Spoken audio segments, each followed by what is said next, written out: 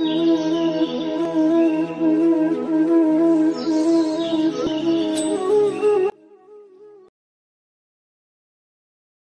ప్రభుపాదుల వారి బోధనల ప్రకారం భగవంతునికి భక్తి సేవ చేయడానికి స్వీయ సాధన పూర్ణంగా ఉండడం అత్యవసరమైనదేమీ కాదు. భక్తి సేవ చేసేదే మన హృదయాన్ని శుద్ధి చేస్తూ సాధనను పూర్ణంగా మార్చుతుంది. 1. భక్తి సేవే మార్గం మరియు లక్ష్యం. భక్తి మార్గంలో ఉన్నవారు తన సేవ ద్వారానే శుద్ధి చెందుతారు. భక్తిరసామృత సింధు ప్రకారం ఒక వ్యక్తి తన సాధనలో సంపూర్ణంగా లేకున్నా భక్తి సేవలో నిబద్ధతతో ఉండడం అతన్ని శుద్ధి చేస్తుంది. 2. పూర్వ అవసరం లేదు. భగవద్గీత 9.30 ప్రకారం అపిచేత్సు దురాచారో భజతే మాం అనన్య భా కంటే ఒక వ్యక్తి తన సాధనలో లోపాలున్నప్పటికీ భగవంతుని భజన చేసేవాడు సన్మార్గస్థుడిగా భావించబడతాడు.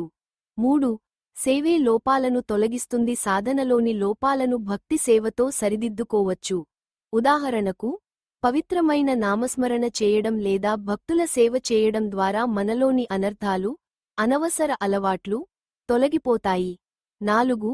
సాధన భక్తి సేవకు తోడ్పాటు. సాధన, జపం, ఆరాధన, గ్రంథాల అధ్యయనం మన చిత్తాన్ని స్థిరపరచడానికి మరియు చైతన్యాన్ని పెంపొందించడానికి సహాయపడుతుంది. ఇది భక్తి సేవకు ఆధారం కానీ ముందుగా ఉండాల్సిన అర్హత కాదు. 5. వినయం మరియు దయపై ఆధారపడటం. భగవంతుని కృపను పొందడానికి వినయం ముఖ్యం. తన లోపాలను ఒప్పుకుని ఆధ్యాత్మిక గురువు మరియు భగవంతుని దయపై ఆధారపడటం భక్తుడికి శ్రేయస్కరం. ముగింపు: సాధన మంచిదైతే భక్తి సేవా నాణ్యత పెరుగుతుంది.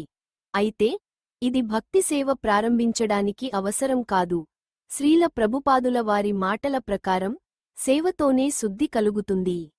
మరిన్ని ఆసక్తికరమైన వీడియోస్ కోసం మా ఛానల్ని సబ్స్క్రైబ్ చేసుకోండి.